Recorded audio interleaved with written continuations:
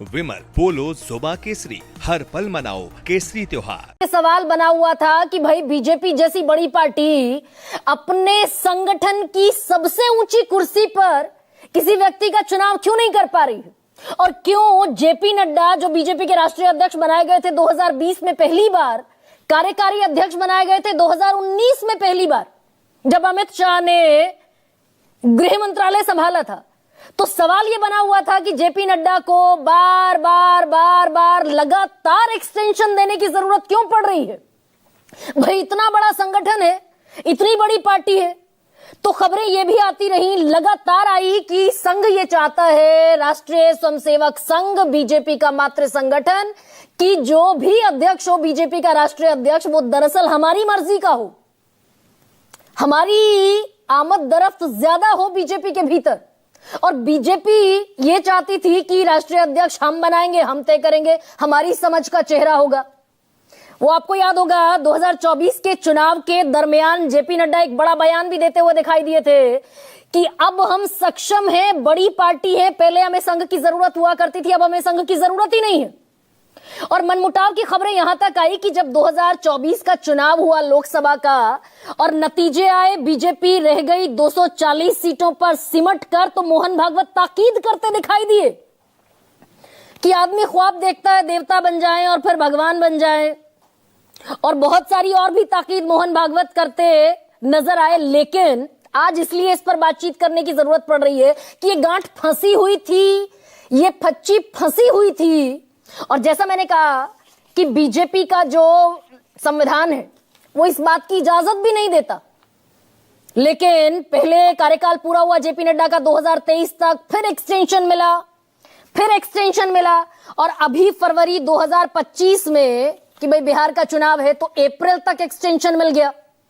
और अप्रैल के बाद कोई खबर नहीं है कि उन्हें एक्सटेंशन दिया गया था या किस नियम के तहत वो स्वास्थ्य मंत्री के भी पद पर और दरअसल बीजेपी के राष्ट्रीय अध्यक्ष के पद पर भी बने हुए थे।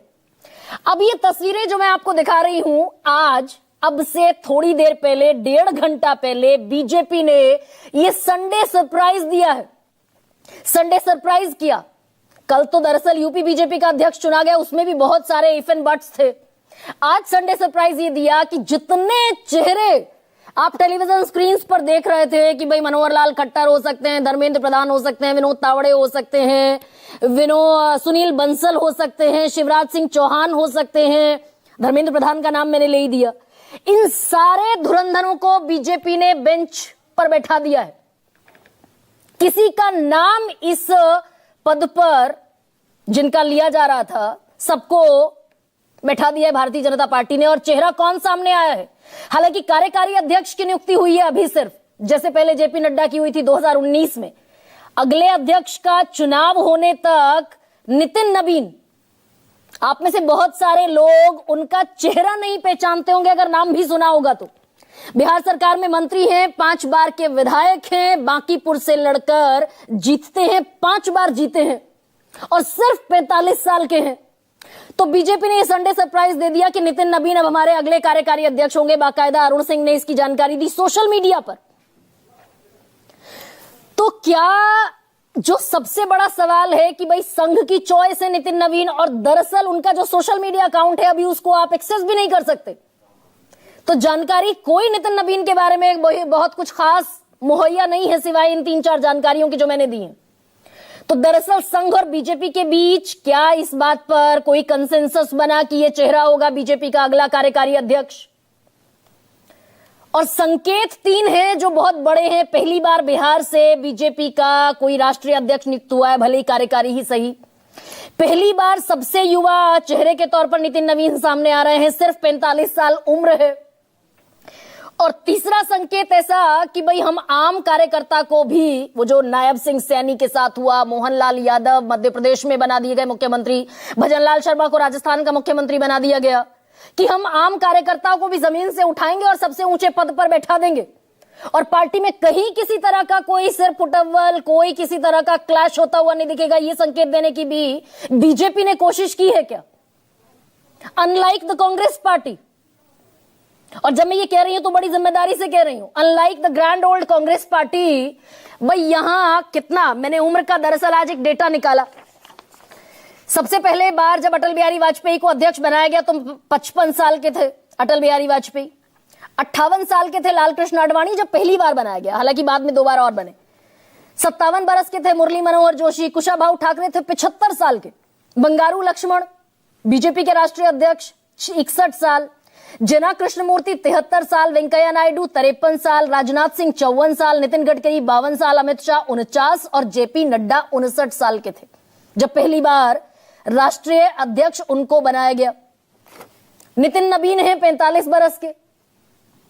तो ये भी यहां से एस्टैब्लिश करने की कोशिश है क्या, and what I was saying, unlike the grand old Congress party, कि राहुल गांधी राष्ट्रीय अध्यक्ष थे। 2019 का चुनाव उन्हीं की प्रेसिडेंसी में, उन्हीं की अध्यक्षता में लड़ा गया। कांग्रेस पार्टी को सांसद हासिल हुए 52। हार की जिम्मेदारी ली राहुल गांधी ने और अध्यक्ष पद से इस्तीफा दे दिया। बहुत बड़ा पद होता है दरअसल किसी भी पार्टी के लिए, अध्यक्ष का पद सबसे बड़ा पद होता है कहने को। हालांकि फिर एक हाईकमान का भूत भी सामने आता है कि भाई अध्यक्ष किसी को भी बना दीजिए आप। एक हाईकमान है जो परिदृश्य में कहीं पीछे खड़ा होता है, चलती उसी की है, लेकिन कहने को अध्यक्ष पद सबसे बड़ा होता है। राहुल गांधी ने इस्तीफा दिया, 4 पन्नों का लेटर लिखा कि हमें बड़े और कड़े फैसले लेने पड़ेंगे। ये 2019 की बात आपको बता रही हूं। कांग्रेस पार्टी को अगर खड़ा करना है तो बड़े और कड़े फैसले लेने पड़ेंगे।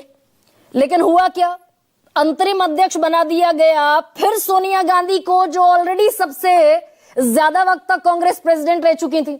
लौटकर फिर आ गए सोनिया गांधी पर। और फिर जब चुनाव हुए 2022 में तो मल्लिकार्जुन खड़गे 83 साल के बड़े नेता हैं हालांकि, और 50 बरस का तो उनका राजनीतिक अनुभव है, उससे भी ज्यादा का। लेकिन 83 साल के मल्लिकार्जुन खड़गे के जिम्मे फिर कांग्रेस हो गई कि भाई वो संभालेंगे हमारा दारोमदार। राहुल गांधी एक यंग टीम बनाने की बात किया करते थे। उसमें मिलिंद देवड़ा थे, उसमें ज्योतिरादित्य सिंधिया थे, सचिन पायलट थे, आरपीएन सिंह थे, सब हुआ करते थे। ग्रीन सदरी पहनकर, हरे रंग की सदरी पहनकर राहुल गांधी के साथ चला करते थे। सब तितर बितर हो गए, आधे बीजेपी में चले गए, आधे कांग्रेस में नेपथ्य में पड़े हुए हैं। तो दरअसल ये संदेश यहां से बीजेपी का पुख्ता होता है क्या। लेकिन बहुत बड़ा सवाल यह भी है कि भाई हम सबसे ज्यादा बीजेपी टारगेट करती है कांग्रेस को, कि तो परिवारवादी लोग हैं। ये तो दरअसल अपने परिवार में सारे पद बांट लेते हैं, राजीव गांधी पर सोनिया गांधी पर राहुल गांधी पर प्रियंका गांधी, उसके पहले इंदिरा गांधी और पंडित जवाहरलाल नेहरू। तो इस पर भी सवाल यह है कि भाई आपने राष्ट्रीय अध्यक्ष का कौन सा चुनाव कराया, कितने इलेक्टोरल कॉलेजेस ने इसमें वोट किया, या फिर दरअसल यहां भी 2 लोगों की सहमति से यह पर्ची दे दी गई। यह भी अपने आप में बड़ा सवाल है। अमित शाह कहते दिखे थे संसद में, अखिलेश यादव को तंज कर रहे थे, सामने जितनी पार्टियां हैं उनका राष्ट्रीय अध्यक्ष सिर्फ 5 लोगों को चुनना है, परिवार को। हमारे यहां करोड़ों लोग हैं, समय तो लगेगा। तो इस वजह से मैं ये कह रहा हूं कि आपके यहां जरा देर नहीं लगेगी, हमें चुनना पड़ेगा, करोड़ों लोग चुनेंगे। तो क्या ये बीजेपी बताती दिखेगी कि भाई कौन सी प्रक्रिया से नितिन नबीन को चुना गया, या फिर आला कमान के इशारे पर सब तय हो गया। अब बीजेपी कहेगी कि कांग्रेस में हाईकमान तो कांग्रेस में है, बीजेपी में कहां है। तो दरअसल बीजेपी के कई बड़े नेता कहते दिखे। विजय रूपाणी ने कहा, पूर्व मुख्यमंत्री गुजरात के, अब तो गुजर गए, अभी बोइंग के साथ जो हादसा हुआ था, पार्टी में हाईकमान सर्वोच्च है। सीएम की घोषणा से पहले विधायक दल की बैठक सिर्फ एक प्रक्रिया भर है, it's a formality only, it's a process only. High command सब कुछ तय करता है। बीएस येदियुरप्पा बड़े नेता हैं बीजेपी के कि आला कमान जब तक मुझ पर भरोसा करेगा तब तक मुख्यमंत्री बना रहूंगा, भ्रष्टाचार के चाहे जितने आरोप लग जाएं। तो यहां भी हाईकमान ने सब तय कर दिया है क्या। और 45 साल के नितिन नबीन भाई चलेंगे तो नरेंद्र मोदी और अमित शाह की मर्जी से, या उनका कोई अपना से भी होगा। इसी पर आज चर्चा करने वाली हूं। शुरुआत कर रही हूं एक बयान से। दरअसल बहुत खोजा नितिन नबीन के बारे में, अभी सोशल मीडिया पर उनके बाबत कोई बहुत खास जानकारी है नहीं, सुनिए जरा। बस पार्टी के कार्यकर्ताओं का परिश्रम है, और मैं तो मानता हूं कि कार्यकर्ता के रूप में काम करने से पार्टी के वरिष्ठ नेता हमेशा आपको ध्यान देते हैं, और मैं तो इसके लिए बस पार्टी के नेताओं के साथ और उनके साथ जो आशीर्वाद मिला है उसको आगे काम करेंगे। और प्रधानमंत्री नरेंद्र मोदी और राजनाथ सिंह, दो लोगों ने जिस बात को सबसे ज्यादा अंडरलाइन किया है वो यही है, बिहार की धरती से आने वाले युवा और ऊर्जावान नेता। तो युवाओं पर स्टेक लगाती दिखी है भारतीय जनता पार्टी। प्रधानमंत्री नरेंद्र मोदी ने उन्हें युवा और कर्मठ कार्यकर्ता बताया है, युवा और परिश्रमी नेता। राजनाथ सिंह कह रहे हैं बिहार की धरती से आने वाले युवा और ऊर्जावान नेता नितिन नबीन को कार्यकारी अध्यक्ष नियुक्त किए जाने पर हार्दिक बधाई। अब ऐसे में आज का सबसे बड़ा सवाल, बीजेपी का संडे धमाका, नड्डा के बाद नितिन नबीन को मौका। और दूसरा सबसे बड़ा सवाल, बीजेपी के नए कप्तान नितिन नबीन, मोदी शाह का संदेश महीन, और यहां पर क्वेश्चन मार्क। और दरअसल आज क्योंकि खबर अभी की है और इसका एनालिसिस बहुत जरूरी है, भाई ये फैसला जो हुआ इसका महीन संकेत क्या है जो सवाल में है। तो कोई दरअसल पॉलिटिकल रिप्रेजेंटेटिव आज नहीं है, इस देश के वरिष्ठतम पत्रकारों की एक जमात मेरे साथ है, मैं परिचय कराती हूं। समीर चौगांवकर जुड़ रहे हैं मेरे साथ, वरिष्ठ पत्रकार हैं। शीतल सिंह जुड़ रहे हैं मेरे साथ, बड़े नोन जर्नलिस्ट हैं, वरिष्ठतम पत्रकारों में नाम शुमार होता है उनका। सतीश के सिंह जुड़ रहे हैं, सीनियर जर्नलिस्ट। विनोद शर्मा मेरे साथ हैं, वरिष्ठ पत्रकार। और इन सारे चेहरों के बीच एक युवा पत्रकार भी दिखाई दे रहे हैं, लेकिन समझ उनकी भी बड़ी महीन है। रविंद्र सिंह श्योरान हरियाणा से आते हैं। सतीश जी, आप ही से शुरू कर लेते